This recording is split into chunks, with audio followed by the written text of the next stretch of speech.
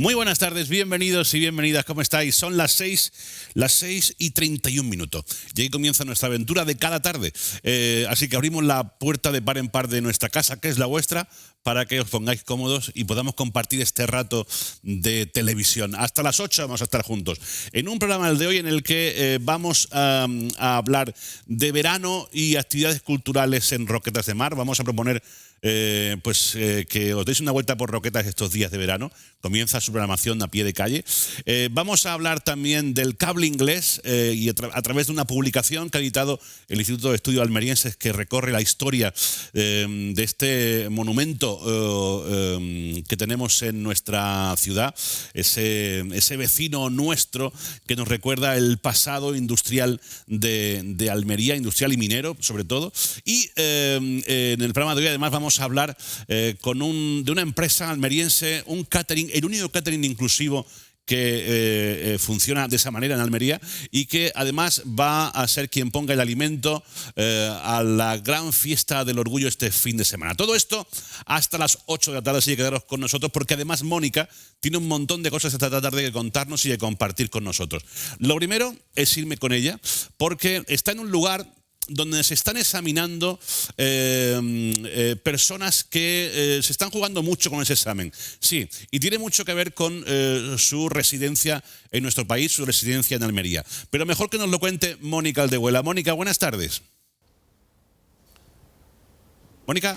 Así es, Alfredo. Cerca de 200 solicitantes de nacionalidad española se encuentran ahora mismo examinándose en una de las dos sedes de Almería habilitadas para ello, y nosotros nos hemos venido hasta aquí a conocer en qué consiste este proceso. Estamos en la Academia Hello English con su gerente Ángeles Segura. Muy buenas tardes. Buenas tardes, Mónica, encantada. ¿En qué momento estáis ahora mismo? Ahora mismo realizando el examen de CCSE, Conocimientos Culturales y Sociedad, con casi 200 aspirantes que tenemos este mes para la nacionalidad española. Así que aquí los tenemos en la sala haciendo el examen. El objetivo es regularizar su situación. Efectivamente, son gente que tiene permiso de trabajo, pero gracias a este examen pues ya pueden obtener la nacionalidad.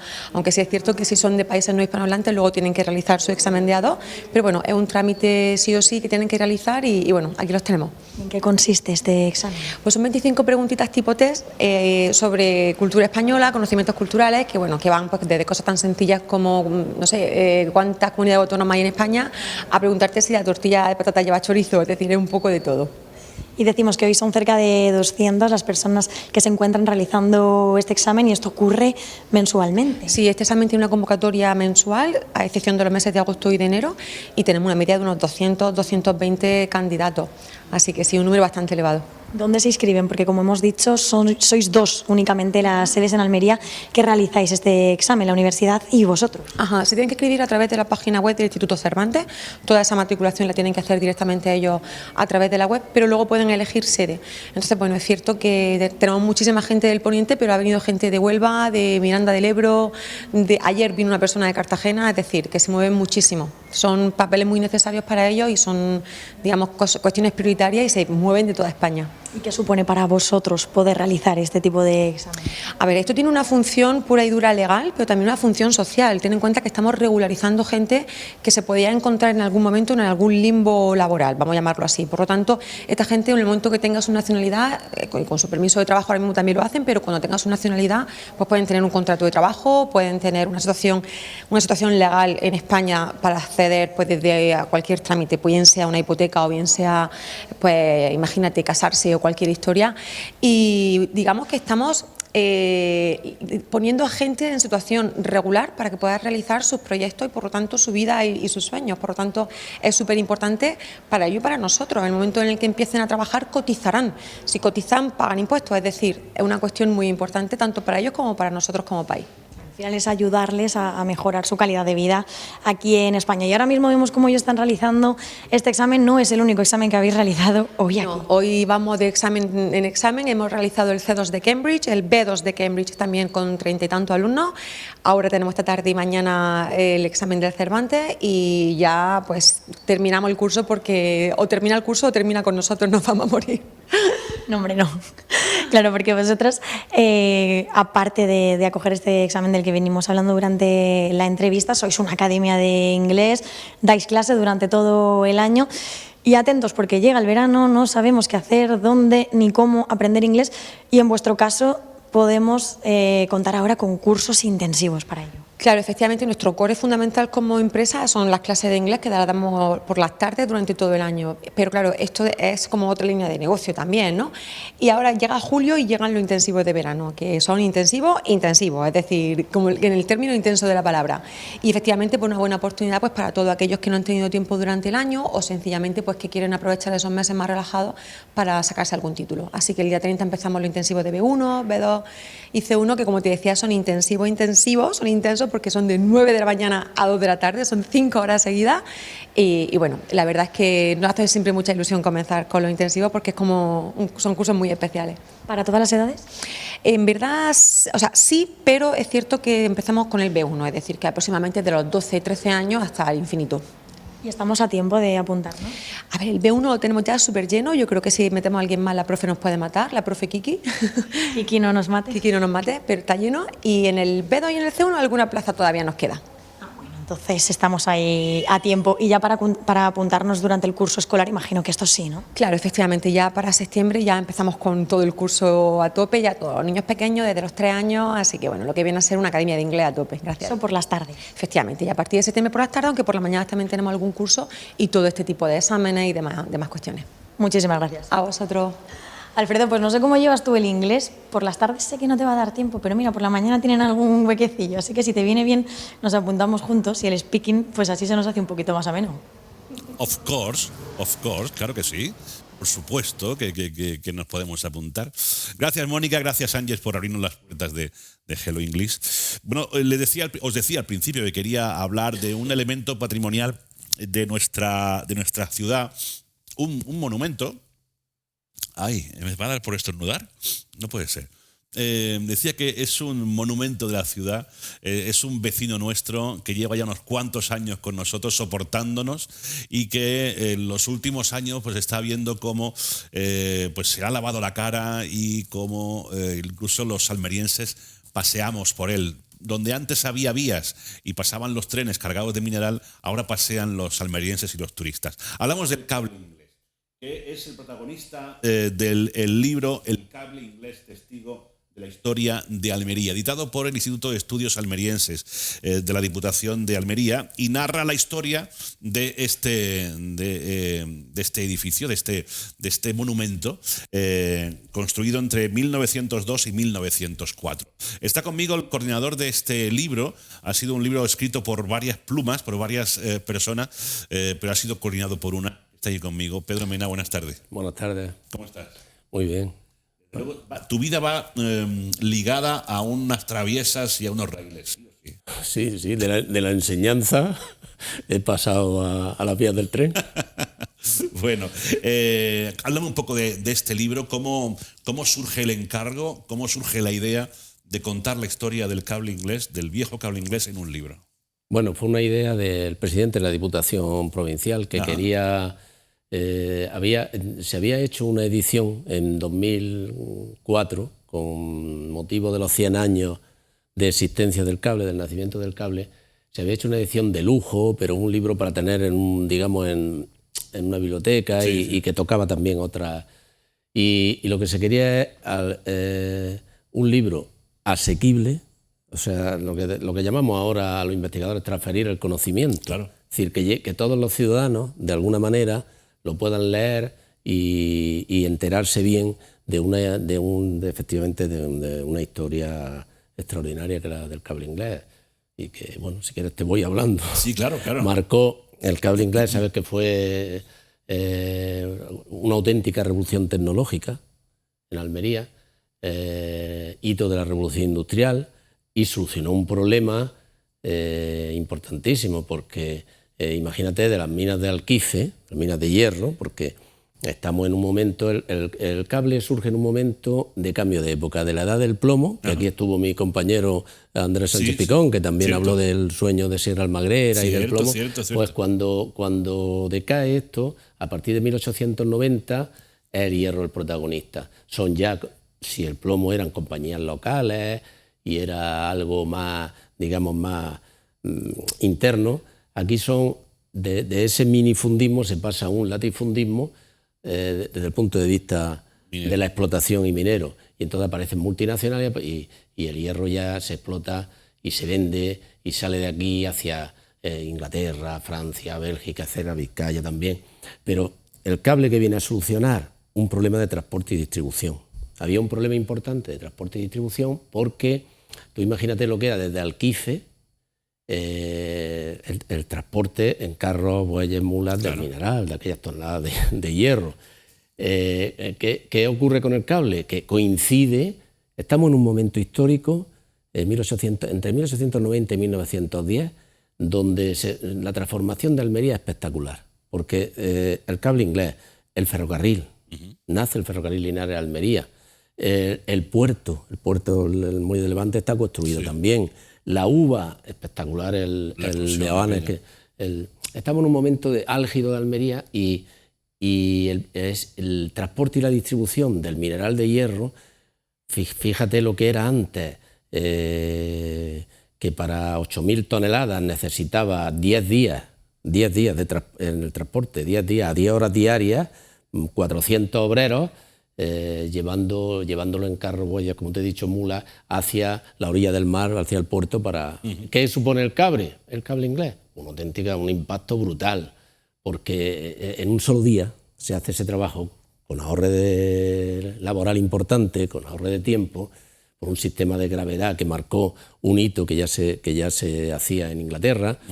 En fin, para Almería fue espectacular.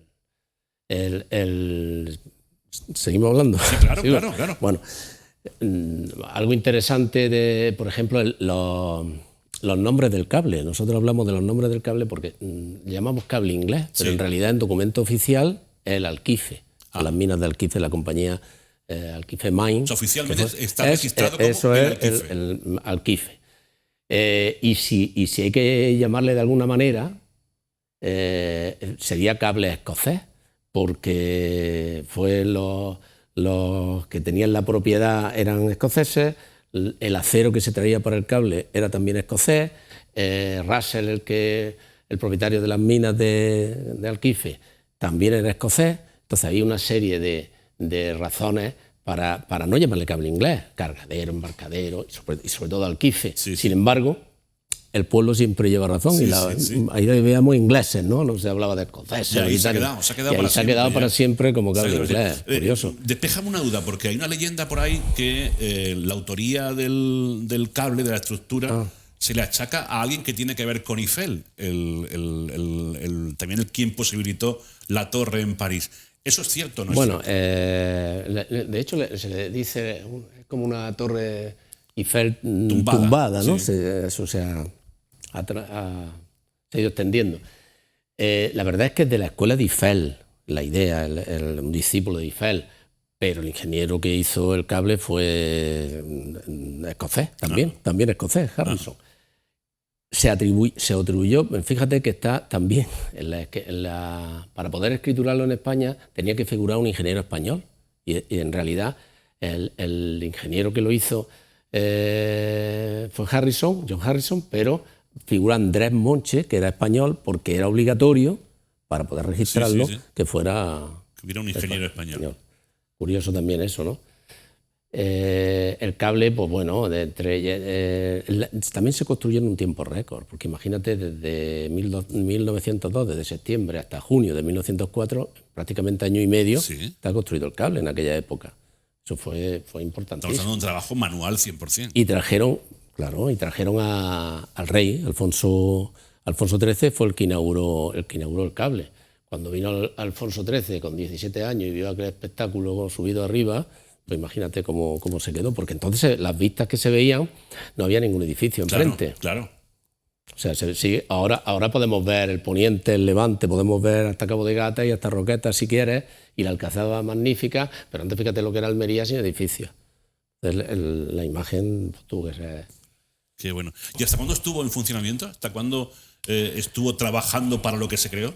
Sí, es curioso porque, fíjate, te he dicho antes que supuso una revolución tecnológica, el cable. Se adelantó casi a su tiempo, por lo menos en España. Y sin embargo, el cable se quedó obsoleto precisamente por lo mismo, porque no se adaptó a los cambios tecnológicos que hubo en una serie de países. Y entonces, en 1970, prácticamente dejó de funcionar, aunque todavía se cargó algo de mineral hasta el último barco que salió, que lo dice un compañero tuyo, precisamente en La Voz de Almería, lo dijo en un trabajo que hizo Manolo León. Sí. El King, un barco fue el último en 1973, pero ya desde el 70 prácticamente aquello era esporádico. Y se había una competencia muy grande. Luego el hierro de Almería era el hierro más apreciado. El hierro de Almería era muy apreciado porque no tenía fósforo, era un hierro de una calidad excelente. Aquello de alguna manera también se solucionó con el paso del tiempo en estos países, Inglaterra, Francia. Entonces ya perdimos. Aparte de que le salió un competidor importante al cable inglés, que le llamamos cable francés. El cable francés tiene su historia también. Fue construido pues, unos 10 años después entre el 14 y el 18. ¿Y vino a hacer la competencia? Pues sí, en realidad vino a hacer la competencia porque eso fue una compañía también escocesa, Bers, la que construyó el cable francés. También tenía concesión en Alquife y hizo otra línea ferroviaria porque, claro, no se llegó a un acuerdo para que los dos salieran, las dos compañías salieran por el cable inglés. Entonces, por eso construyeron el francés. Y con la línea Weneja-Dólar, por ahí, se enlazó con la que venía de Linares a Almería. Sí. Entonces, el cable este cable francés, que fue hecho con capital franco-argelino, por eso lo de francés también popularmente, sin embargo fue comprado por la CAN, la Compañía Andaluza de Minas, en 1929. Y a partir de ahí el desarrollo fue muy grande, espectacular. Ya sabes también, bueno, fue espectacular el desarrollo y ellos sí que hicieron innovaciones tecnológicas. Y se comió el inglés. Y se comió el inglés. El francés se comió el inglés. El francés se comió el inglés. Luego también se construyó, justo cuando desaparecía el cable inglés, porque ya sabe el problema del óxido en Ciudad Jardín, del polvo rojo que le llamaban, irrespirable. Cuando después de la Guerra Civil se construye Ciudad Jardín y esos vecinos respiran de esa manera. Imagínate lo que era antes del Toblerone. Se construyó el silo almacén Toblerone precisamente para solucionar. Y luego es curioso del Toblerone, fue un clamor construirlo y luego también tirarlo abajo por una serie de intereses, ¿no? También se tiró abajo, pero bueno. Es cierto. Sea como sea, el cable inglés ha sido testigo de la evolución de Almería durante el siglo XX y lo está siendo ahora en este siglo XXI. Y también ha visto crecer a muchos almerienses que utilizaban la base del cable para darse un baño cuando llegaba el verano, ¿verdad? La playa de las Maravillas, la playa del cable inglés, era la playa de la ciudad. La playa con su balneario y todo. Precisamente el cable francés e inglés lo que vinieron es ahogar esa playa de las Maravillas, lo que han venido a hacer en definitiva. Hay un proyecto muy bueno del cable francés, muy bueno, un proyecto de ocioturismo, de utilizar el cable, porque el cable inglés, que es hierro-acero, pero el francés es de hormigón, y es más largo, más estrecho, pero más largo, pero que se puede utilizar perfectamente para dentro del proyecto Puerto Ciudad. Y lo que te decía del cable inglés, el cable inglés costó mucho que no lo tiraran, que no se cayera abajo. El cable inglés fue adquirido por Agruminsa después de la nacionalización en la época ya franquista, en 1953, y a partir de ahí empezó también su decadencia, pero cuando el cable inglés cesó su actividad, el MOPU, el Ministerio de Obras Públicas, le decía a la empresa que tenía que dejarlo en el estado que se lo encontró antes el suelo, tal y como estaba antes de construirse el cable. ¡Ostras! Al principio no tenía posibilidades económicas para ni siquiera eso, la empresa para destruir el cable, y después empezó una lucha, sobre todo intelectuales, una lucha de la Universidad de Almería, etcétera, por que no se tirara. Y consiguieron que en 1984 se incoara el expediente Vic. Tardó mucho en conseguirse luego Vic, pero bueno, ya empezó algún nivel de protección. La ciudad entera prácticamente, no nos vamos a engañar, la mayoría de la gente hablaba de que eso era un amasijo de hierro, de que eso era muy feo, de que eso estorbaba a la ciudad, de que eso impedía la visión, se decía de todo, de intereses también urbanísticos de construcción importantes. Sobre todo eso. Hasta que se consiguió en 1998, y hay muchas personas que podría nombrar, muchas personas que gracias a ello en el libro están, pues posible que se declarara bien de interés cultural. Y a partir de ahí, ya protegido, tardó mucho, siguió tardando para que se actuara en un saneamiento, en un tratamiento. Se actuó por fin a principios ya del siglo... No, a principios no, porque hubo un evento importante que es lo que te he dicho de los 100 años. De los 100 años de 1904 lo inaugura Alfonso XIII, en 2004 hubo ese evento del centenario y ahí que se hicieron muchísimas cosas. Me acuerdo que íbamos los colegios, yo lo viví, iban los colegios en barco a visitar, iba Guadix, el tren de Guadix, conciertos, exposiciones, conferencias, y yo creo que ahí la ciudad de Almería fue... Tomó conciencia, ¿no? Se concienció por primera vez y empezó una opinión mayoritaria en la ciudad porque no lo derribaran. A partir de ahí también, después de 2005, empezó un poco la idea de intervenir en el cable y en 1909 se hizo un proyecto que se desarrolla en 3 fases. La primera de tratamiento, restauración un poco y adecuarlo al contexto.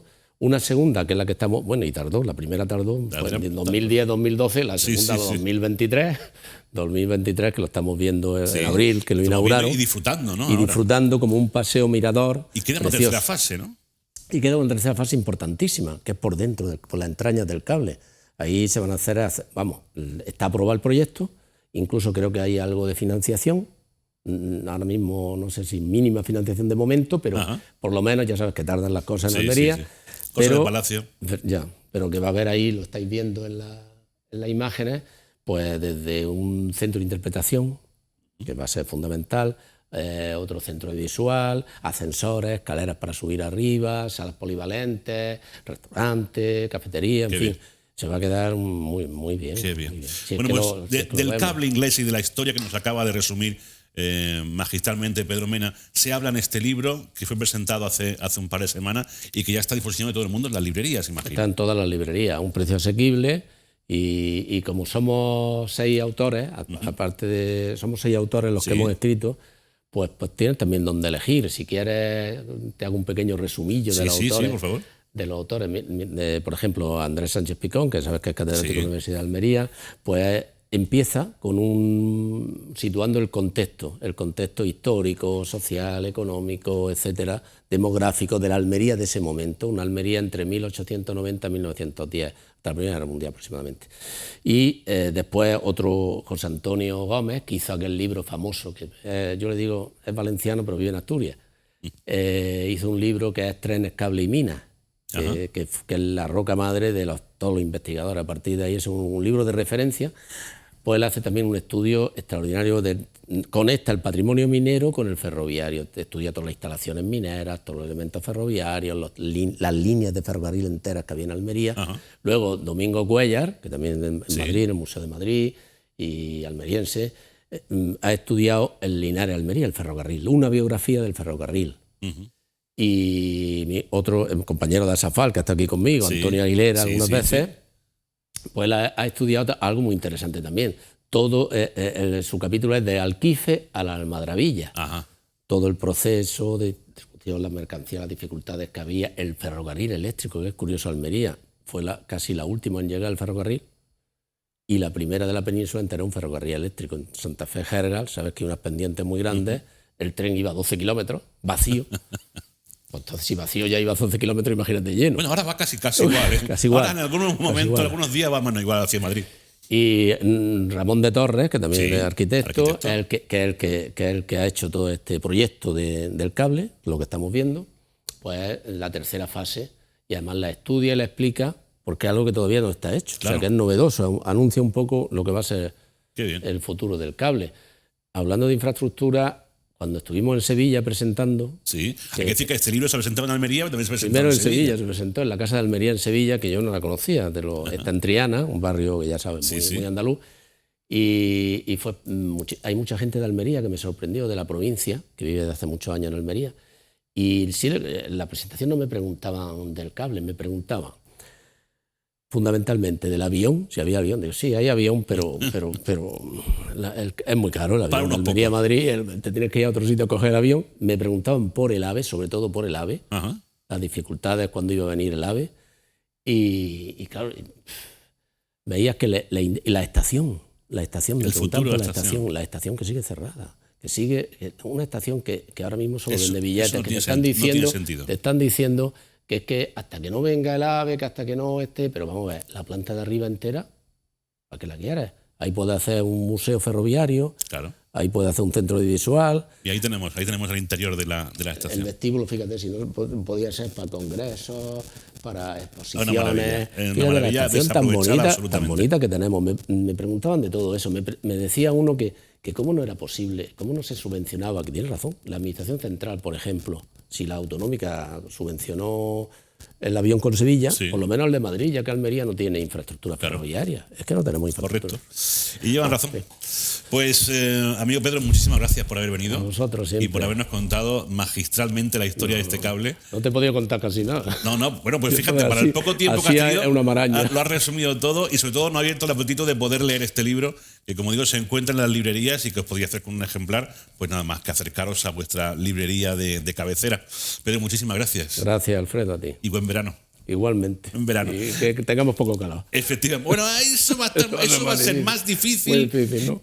Que lo de que el tren corra más de aquí a Madrid. Bueno, pero que el AVE va a llegar a Almería, por aburrimiento aunque sea, pero va a llegar. Por cabezones que somos. Eso lo decía. Por cabezones que somos.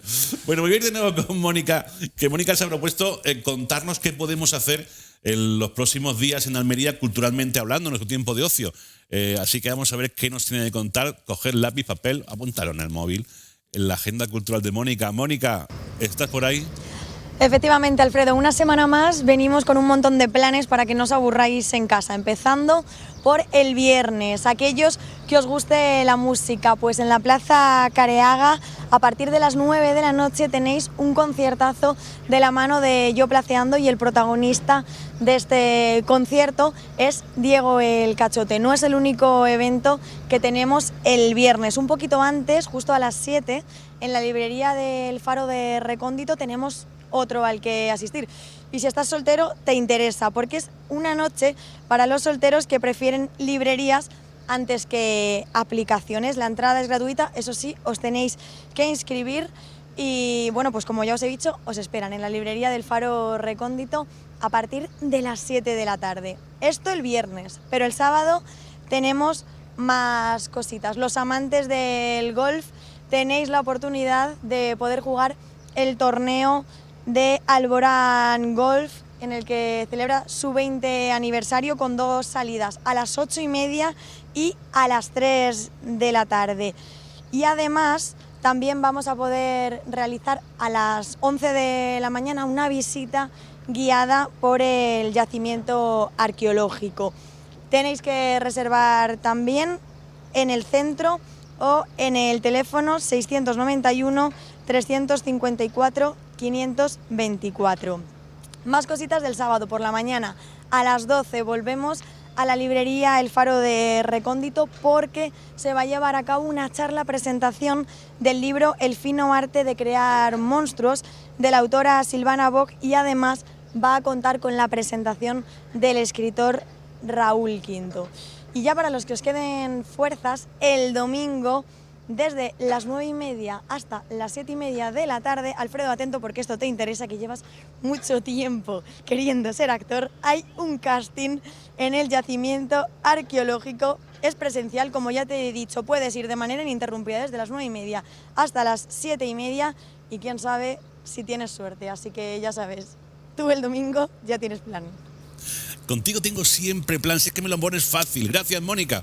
Vuelvo contigo después. Vamos a hacer un alto para unos anuncios, y a la vuelta seguimos contando más cosas aquí en nuestra casa, que es la vuestra, o la vuestra que es la nuestra. En fin, que vengáis de vuelta. Hasta ahora.